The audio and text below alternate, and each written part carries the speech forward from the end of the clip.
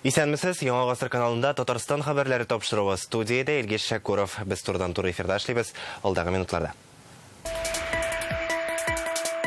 Бүген Казанда батырларча һәлак булган Муса Җәлилне һәм аның көрәштәшләрен искә алдылар. Муса Җәлил һәм аның көрәштәшләре нәкъ үзләренең батырлыгы белән татар халкын, димәк, татар әдәбиятын бөтен илебез һәм дөнья күләмендә таныттылар. Искә алу чараларыннан Рүзәл Шарипов.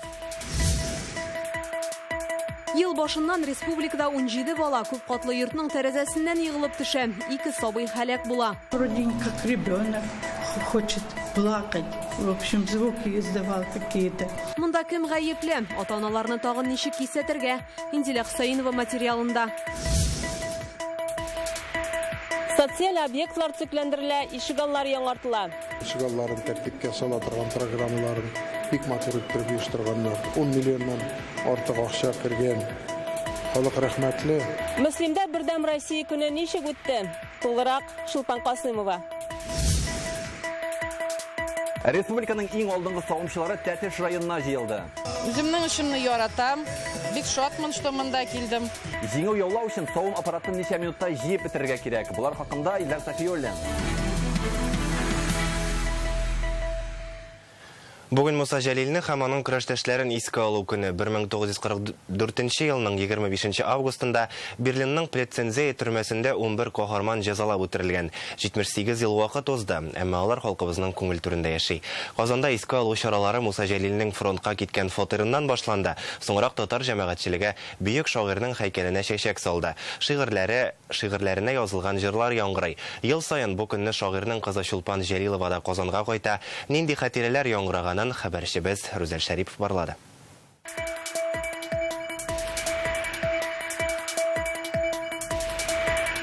Папа сказал, кого-то из нас после войны не досчитается.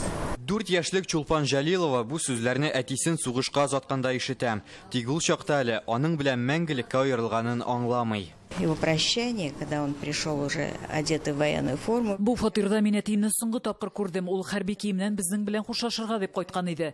Хәзер инде биредә музей эшләп килә. Ел саен 25 августта монда килергә тырышам.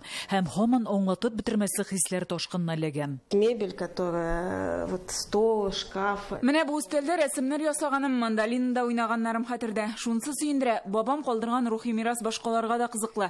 Төрле шәһәрләрдә Муса Җәлил һәйкәлләре ачыла, аның шигырьләре дә гел яңгырап тора. Муса Җәлил пианино белән мандолинада уйнарга яраткан. Моңга мәхәббәте шагыйрьнең оныгының кызы Елизавета Малышевага да күчкән. Бүгенге кичәдә ул скрипкада моңсу вальс көен башкарды.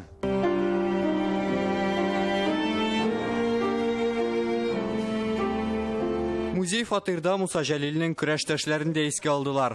Ун Җәлилчене фашистларга каршы яшерен эш алып барган дип гаеплиләр һәм җәзалап үтерәләр. Ватаннарына булган мәхәббәт аларның шигырьләрендә, хатларында чагыла. Ләкин илең ирексез калсын дип әйтер идем.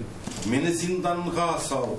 Фәкать илем ирекле булсын. Музей фатирдан Муса Җәлил һәйкәленә юл тотабыз. Монда елдагыча йөзләгән кеше җыела. Җәлилнең иҗатын безне алга инди бирешмәскә милләт буларак без һәр вакыт булырга тиеш икәнебезне раслап тора.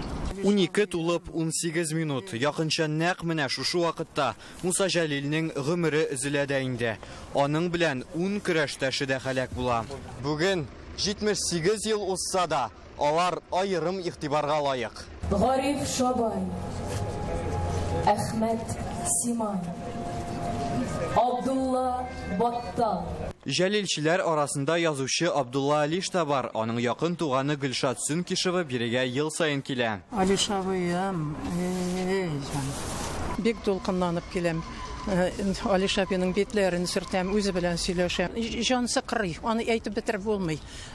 Китапларын, әкиятләрен укыганда да күз алдына китереп. Татарыбызның күренекле шагыйрьләре, җырчылары һәрбер саны үзеннән-үзе бер талантлы, шуһатлы, яшь, өметле шәхес булган. Алар менә бер нәрсәне дә эшләмичә, гомерләрендә эшләмичә безнең илебез өчен көрәшкән шәхесләрбез. Муса Җәлил һәм аның көрәштәшләре нәкъ үзләренең батырлыгы белән һәм шуның өстенә әсирлек шартларында иҗат иткән әсәрләре белән татар халкын димәк, татар әдәбиятын бөтен илебез һәм дөнья күләмендә таныттылар.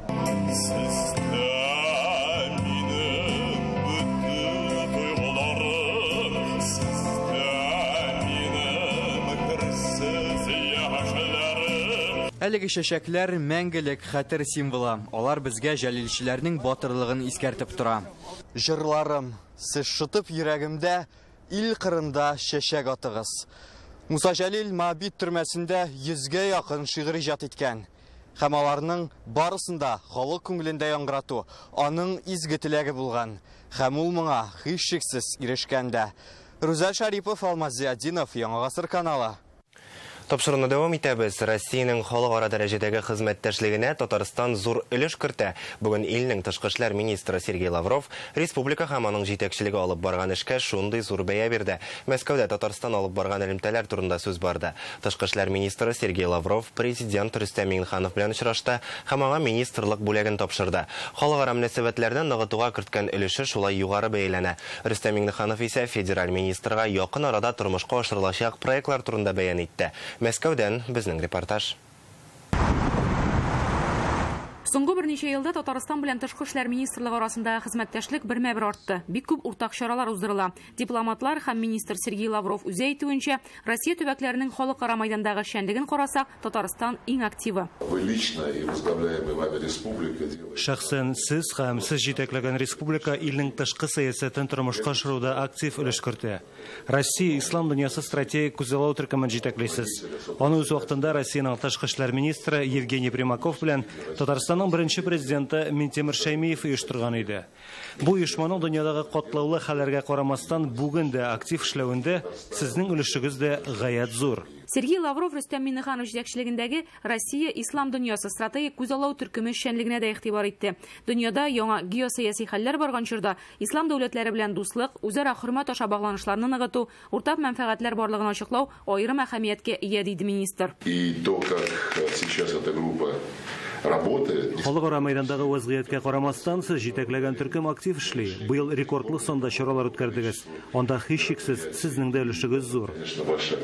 Личная заслуга, поэтому вы, надеюсь, разрешите мне вручить вам наш МИДовский знак отличия за вклад в международное сотрудничество. Халыкара хезмәттәшлекне ныгытуга керткән өлеше өчен бүген тышкы эшләр министры Рөстәм Миңнехановка министрлык бүләге күкрәк билгесен тапшырды. Аннары республиканың халыкара дәрәҗәдәге яңа проектлары турында сөйләштеләр. Берничә көннән Казанда ислам илләреннән яшьләр эшләре министрлары җыелачак. Алар саммитта яшь буынны борчыган уртак мәсьәләләр турында фикер алышыр дип көтелә. 2022 елда Казан ислам дөньясының яшьләр башкаласы исемен йөртә. Сәрия Хабибуллина, Дина Газалиева, Александр Ярашов, Дмитрий Шилов, ТНВ, Мәскәү. Рөстәм Миңнехановның Мәскәүгә эш сәфәре Башкалада Татарстан Республикасы мәдәнияте көннәрендә катнашу белән бәйле. Мәдәният көннәре Мәскәүдә 21-ннән бүгенгә кадәр барды. Программада нәфис фильмнар тәкъдим итү, Габдулла Тукай һәм Муса Җәлил һәйкәлләренә чәчәкләр салу, татар язучылары һәм шагыйрьләре белән очрашу, шулай ук Татарстанның сәнгать осталары концерты да уза. Яршалада 5-нче каттан егылып төшкән бер яшьлек кыз үлгән. Фаҗига ГЭС бистәсендә кичә кич килеп чыга. Тикшерүчләр фаразына караганда, бу вакытта 2 бала, 1 яшьлек кыз һәм 10 яшьлек малай өйдә әти-әниләре белән булган. Тик алар эчкәннән соң ятып йоклый, балалар караучысыз кала.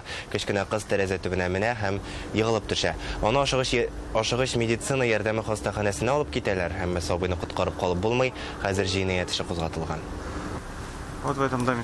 Быел республикада ел башыннан бирле инде 17 бала тәрәзәдән егылып төшкән, шуларның 2-се үлә. Исәпләп карасак, бу ай саен 2 шундый очрак дигән сүз. Узган ел 5 сабыйның гомере өзелгән. Әти-әниләрне күпме генә кисәтсәләр дә, әлегә уңай үзгәрешләр юк. Барлык очракларда да бер үк күренеш.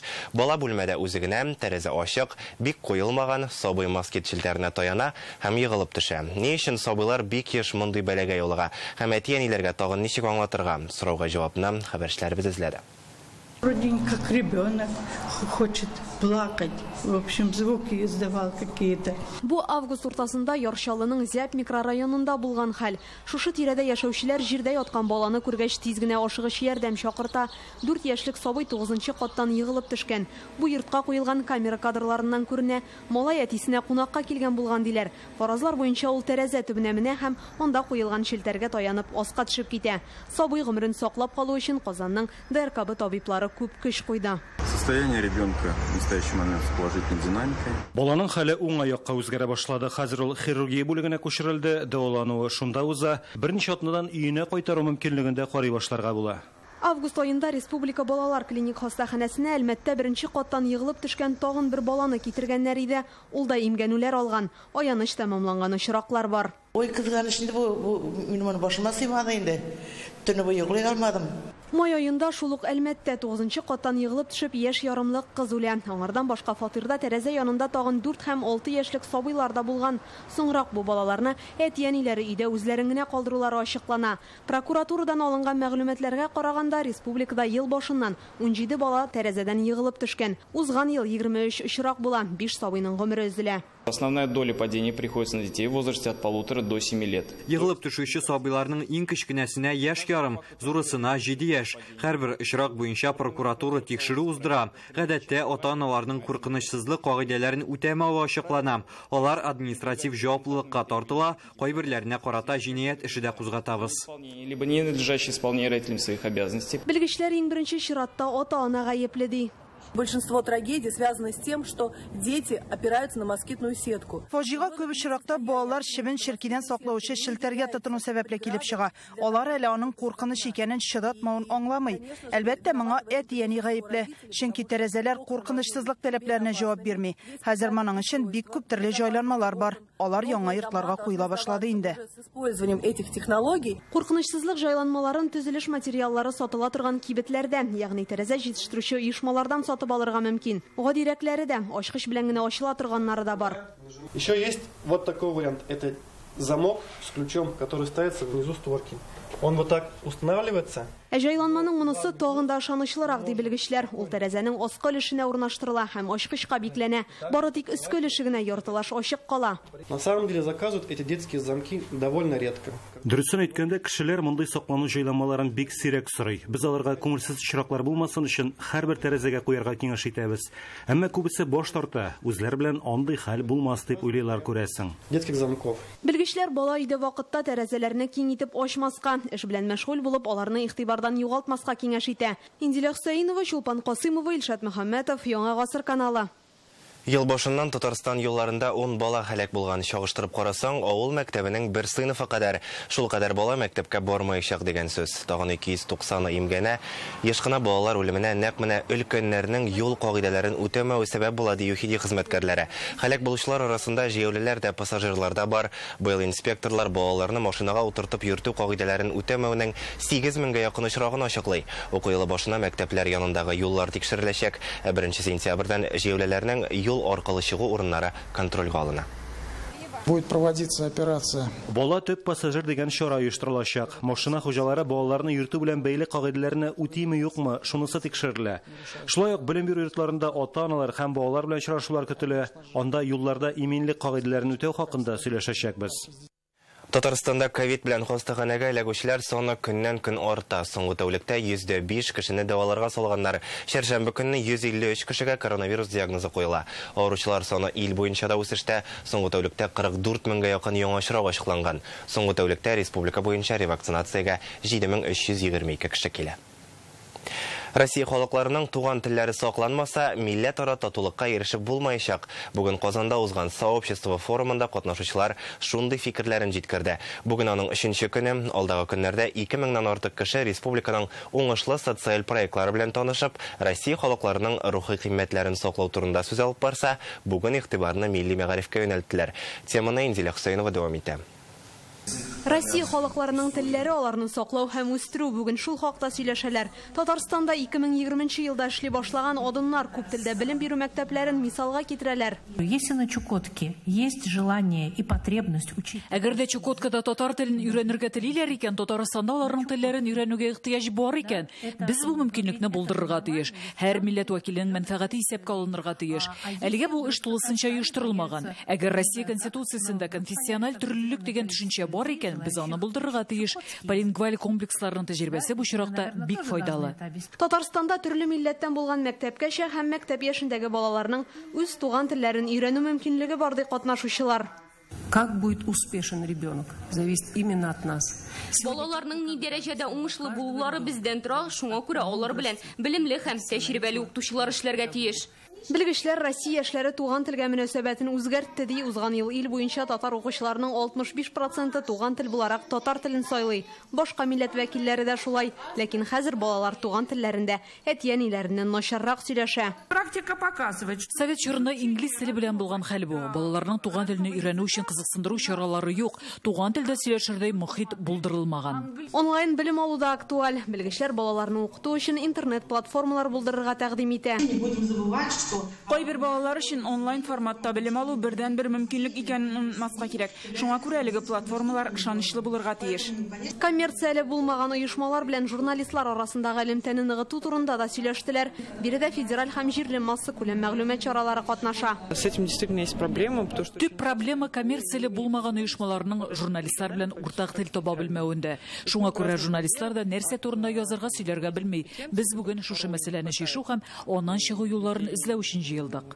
Сообщество форума быел 3нче тапкыр уза. Иҗтимагый палата вәкилләре Новосибирский белән Липецкида очрашканнар иде инде, ләкин Казанда гына форум халыкара дәрәҗәгә чыкты. Анда 20 илдән вәкилләр катнаша. И Татарстан, конечно, это наша жемчужина. Казанда әлеге форум бөтенләй башка югары дәрәҗәдә уза. Әлеге искиткеч матур шәһәрне килеп күрә алуыбызга, Татарстан җирендә булуыбызга гаять шатбыз. Бүген форумның соңгы көне 3 көн дәвамында җәмгыятьтәге проблемаларга битараф булмаучылар 30 мәйданчыкта фикер алышты. Инзилә Хусаинова, Рамзил Гарипов, Яңа Гасыр каналы. Үзәкләре чүп-чар өчен норматив буенча түләүгә кагылышлы суд бәһасен откан, ә менә акча мәсьәләсендә оттырган. Ни өчен? Бу хакта бүген Реальное время интернет газетасы яза. Социаль объектлар төзекләндерелә, ишек аллары яңартыла, эш урыннары булдырыла. Бүген Мөслимдә Бердәм Россия көне үтте. Эшлекле сәфәре барышында Фәрит Мөхәммәтшин балалар сәнгать мәктәбен безнең ишек алды республика программасы буенча төзекләндерелгән урамны карады. Район җитәкчеләре белән тормышка ашырылучы ил күләм проектлар, программалар турында да фикер алыштылар. Халык өчен РКБ табиблары хезмәт күрсәтте. Мөслимлеләр тормышын Чулпан Касымова күреп кайтты. Фәрит Мөхәммәтшинны сәнгать мәктәбе укучылары каршы алды. Бу бина быел төзекләндерелгән. 372 бала белем ала. Бию, вокал, кыллы һәм тынлы уен кораллары, фортепиано, рәсем сәнгате сыйныфлары эшли. Барлыгы бездә 372 бала белем ала һәм инде безнең балаларыбызга 22 укытучы белем тәрбия бирә. Сәхнә түренә быел 1нче сыйныфка укырга керүче балаларны чакыралар. Аларга мәктәпкә әзерләнергә ярдәм ит акциясе буенча Фәрит Мөхәммәтшин букчалар тапшыра. Меня школга йөрергә хочется, потому что мен уже зур и бик укырга как ин килә. Җәй көне районның төрле оешмаларында эшләүче яшьләрне дә бүләкләделәр. Тукай урамында яшәүчеләр дә бүген кунакларны җырлап каршы алды. Алар безнең ишек алды республика программасы буенча төзекләндерелгән. Ишек алды өчен шулай рәхмәтләрен җиткерә. Барлык эшләр дә халык теләген исәпкә алып башкарылган. Моның өчен 10 миллион сум акча бүленә. Тротуарлар да юк инде монда. Зелён насаҗдыйлар да бик юк инде. Үзебез карап бакча кертеп, юллар ясап инде менә ширемнәр утыртып, әзрәк агачлар утыртып, песочница ясадык, мафлар куйдык инде менә. Шулышларны башкардык инде. Матур ишек алдын күреп бигрәк тә олы яшьтәгеләр сөенә. Инде элекке шикелле түгел, матурлап ясап бетерделәр. Аллага шөкер. Башка елны сапага ходили. Бу тыйдан аяк төшмәде. Бил бөтенесе асфальт Кая шықсаң да әйбәт инде. Бүген районда Бердәм Россия көнендә 8 тематик мәйданчык эшләде. Үзәк хастаханәдә РКБ һәм ДРКБ табиблары хезмәт күрсәтте. ЗАГС хезмәте мәгълүматларына караганда, Мөслимдә кавышучылар белән аерылышучылар саны тигезләшкән. Фәрит Мөхәммәтшин бу проблеманы ныклап өйрәнергә кушты. Партия утырышында Фәрит Мөхәммәтшин район эшчәнлегеннән канәгать булуын белдерде. Фирканың җирле бүлегендә район тормышында актив катнаша. Шугалларын тәртипкә сала торган программаларын бик матур иттереп оештырганнар. 10 миллионнан артык акча кергән. Халык рәхмәтле. Җырлар җырлыйлар. Без монда хәзер менә туганнар кебек күп милләтле район менә шушы кич белән матур урамыбызда очрашабыз, бәйрәм итәбез диләр. Бүген партияның төбәк бүлеге әгъзалары халыкны да кабул итте. Фәрит Мөхәммәтшин Мөслимдә мөрәҗәгатьләрнең берсе дә игътибарсыз калмавын искәртә. Мөслимнән Шулпан Касыймова, Владимир Ларионов, Яңа Гасыр каналы. Бүген Татарстанның иң оста сыер савучылары ярышты. Республика күләмендәге мондый чара ел сайын оештырыла. Быел ул Тәтеш районында узды. Аппарат ярдәмендә сыер савучылар конкурсына 50-гә якын катнашучы җыелган. Гомер буе шул эшне башкарсак та, бу катлаулы сынау диләр. Чөнки монда санаулы минутлар эчендә аппаратны сүтеп җыярга, сорауларга җавап бирергә һәм сыерны савып та күрсәтергә кирәк. Чараның максаты бу һөнәргә игътибарны арттыру, әлеге хезмәтне башкаручыларны зурлау. Сыер савучы чемпионнар белән Илдар Сафиуллин аралашты. Бүген алар үзләре җитештерә торган сөт кебек ап-ак төстә киенеп килгән. Бу хезмәткә җаваплылык билгесе диләр. Республиканың барлык районнарыннан 50-гә якын катнашчы җыелган. Гөлфия Бикбулатова Бөгелмәдән бу ярышта 4нче мәртәбә көчен сынап карый. Хезмәтеңне сөйсәң, авырлыгы сизелми ди. Яратырга шул эшне кирәк. И с настроением, әйбәт настроение белән килергә тиеш моны. Бу бит безнең тормыш. Ничә ел эшлисез инде үзегез? 20 ел эшлим мин сельский хозяйствода. Ачылыш тантанасында катнашчыларны Татарстанның авыл хуҗалыгы һәм азык-төлек министры сәламләде. Это мы считаем, что хорошая школа. Бу шундый мәктәп, тәҗрибә уртаклашу урыны. Сез бер-берегез белән аралашасыз, танышасыз, кемнең кайда эшләвен, нинди нәтиҗәләргә ирешүен беләсез. Тәтеш районының Бакырчы авылындагы бу аланда бүген савымчылар сабан туй дияргә була. Башта җыр биюләр тыңлап илһамланалар, аннары конкурста осталыкларын күрсәтәләр. Тыйнак кына үз эшен башкаручы савымчылар фикеренчә, иң мөһиме дулкынлауны җиңәргә кирәк. Ярышка әзерләнде ул безнеке профессиядән киләдер инде. Менә ничә елларында сыер савып эшлим. Ярышка бик теләп катнашам. Беренче елмы? 3нче мәртәбә киләм Татарстанга. Беренче мәртәбә килгәндә абсолют чемпион алган идем. Хәзерге вакытта 600-дән артык сөт савам. Аллага шөкер. Менә шушы республиканский конкурска чакырдылар, бик теләп килдем. Җиңеп кайтырга насыйплардан әйләсен. Савымчылар арасында бер ир-ат та бар. Василий Пронин Алабуга районы данын яклый. Бу кадәр хатын-кызлар арасында ярышу үзе зур бәйрәм ди ул. Мне приятно, что женщины... Миңа бик күңелле, безнең якларда бу эшне ир-егетләр башкара. Хатын-кызлар өчен авыр диләр. Ә конкурска килгәндә, әлбәттә, хатын-кызлар сыер сауының нечкәлекләрне миңа караганда күбрәк белә. Женщины больше меня знают. Республика күләмендәге савымчылар ярышының төп өлеше менә шушы өстәлдә бара. Савым аппараты барлыгы 35 детальдән тора һәм аны 5 минут эчендә барсында тоташтырып, төгәл итеп җыеп бетерергә кирәк. Барсында тоташтыру белән генә эш төгәлләнмәй. Аларны җыйганнан соң, менә шулай махсус аппарат ярдәмендә кабызып, эшләтеп тә карау мәслихәт. Башында дөрес икән инде, яхшы бал куйда дигән сүз. Бер карасаң, бу сыер саучылар өчен көндәлек эш кенә, барсында таныш гамәлләр, тик аларны вакытка һәм төгәл итеп башкарырга кирәк. Бөтен хәрәкәтне белгечләр карап, бәяләп тора. Конкурста 3 этап. Беренче этапта теория буенча, икенче этап савым аппаратын сүтеп җыю этапы һәм өченче этап сыерны саву технологиясе буенча. Өченче этап иң җаваплысы. Таныш булмаган сыерларны технологиягә туры китереп саварга кирәк. Чараның Тәтеш районында узуы да очраклы түгел. Соңгы елларда авыл хуҗалыгында алга китеш бар. Менә бу Татарстан хуҗалыгы заманча фермада савымчылар өчен бөтен мөмкинлекләр булдырылган. Аппаратлары современные, условия труда тоже, яңа оборудование весь полностью. Безнең доярка беренче урын алды районда. Бүген менә республиканский конкурста тоже катнашты. Конкурсның иң дулкынландыргыч мизгелләре җиңүчеләрне игълан итәләр. Узган 3 этап нәтиҗәләре буенча Биектау районыннан Елена Семенова чемпион булып танылды. Ул акчалы бүләк һәм кубокка ия. Тәтеш районыннан Илдар Сафиуллин, Игорь Романов, Яңа Гасыр каналы. Казан Экспо халыкара күргәзмәләр үзәгендә 31 августтан алып 2 сентябрьгә кадәр Татарстанның нефть-газ химия форумы узачак. Быел ул республикада нефть-газ сәнәгатен цифрлаштыруга багышлана. 2000гә якын катнашучы көтелә. Алар Россия, Үзәк Азия, Кытай, Иран, Төркия һәм башка бик күп илләрдән үз эшләнмәләрен дә тәкъдим итәчәкләр. Шулай ук биредә импортны алмаштыру һәм үзебездә җитештерелгән продукцияны куллану хакында да фикер алышачаклар. Главные заказчики этого форума – это наши крупные якорные компании республики. Бу форумда Татарстанның әйдәп баручы компанияләре Татнефть, Сибур, Таиф НК җәмгыятьләре катнаша. Алар республика бюджетын формалаштыручы төп предприятиеләр. Без аларга эшләү өчен мөмкинлекләр һәм шартлар булдырырга тиеш. Форумда продукция белән тәэмин итү фәнни үзәкләр булдыру, яшьләр белән эшләү федераль үзәк белән мөнәсәбәт хакында фикер алышачакбыз. Казанда 1-сеннән алып 5 сентябрьгә кадәр татар яшьләре көннәре узачак. Татарстанга Россиянең 25 төбәгеннән 180 делегат киләчәк. Катнашучылар лекцияләр тыңлаячак, татарча спектакль караячаклар, кызыклы шәхесләр белән очрашулар көтелә. Татар теле һәм тарих дәресләре булачак. Моннан тыш вокал, бию, кул эшләре, журналистика, актерлык осталыгы, проект эшчәнлеге буенча остаханәләр планлаштырыла. Татар яшьләре көннәрен Яшьләр эшләре министрлыгы, Татар федераль милли мәдәни автономиясе һәм Идел яшьләр үзәге оештыра.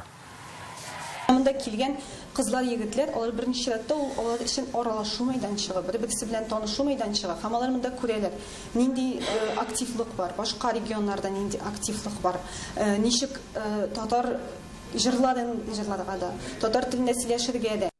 Бүгенгә менә шундый яңалыклар иде. Исән-имин булыйк.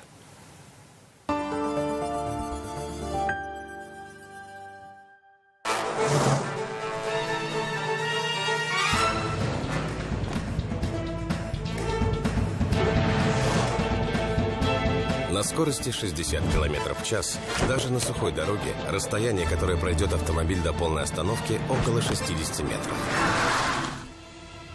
Пешеход может оказаться ближе, чем вы думаете. Поэтому тормозите заранее перед пешеходным переходом. Внимание! Тормози заранее. Hürmetli cemaat, Dığa Irıq saytında vafat bulgan, bu dünyadan bakılıkta düşken yakınlarınızın ismini yığız. Hamisten Meşit İmam Hatibi İsmail Hazret Bikkin tarafından dua tınlarsınız. Amin. Купил кэшбэк. Купил кэшбэк.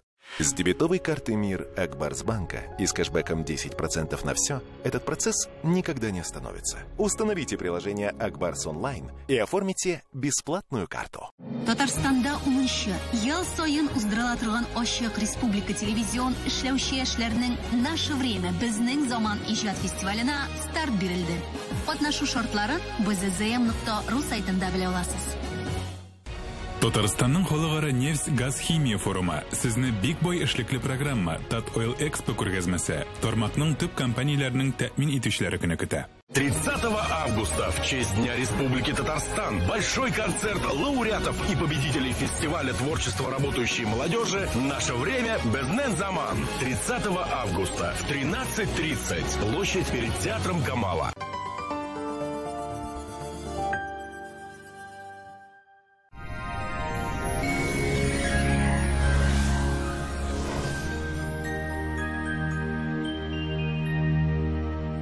Исәнмесез, эфирда һава торышы чыгарылышым.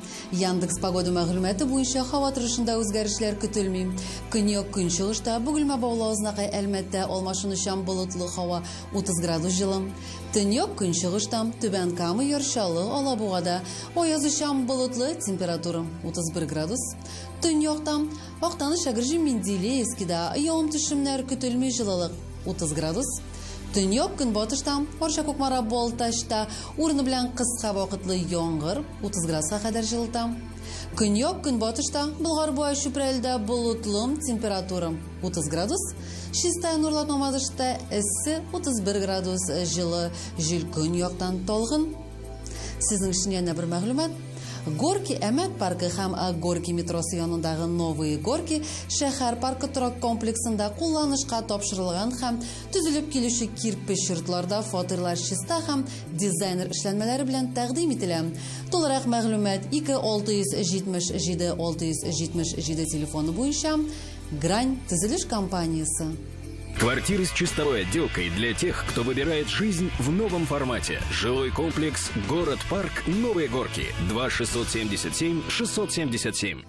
Merkezimiz Qozonda oyoz uchun bulutli havo yog'im-tushumlar kutilmaydi. Temperatura kunduz 30-32 gradus жылы, jil kun yoqdan o'rtacha tezlikda. Atmosfera bosimi tirkimish bag'onasining 760 mm tashkil etadi. Havoning shog'ishtirmachi adimliligi 42%, yerning magnit qaratinish. Havo turish turindagiligi mana shular edi. Eson-emin bo'ling'iz.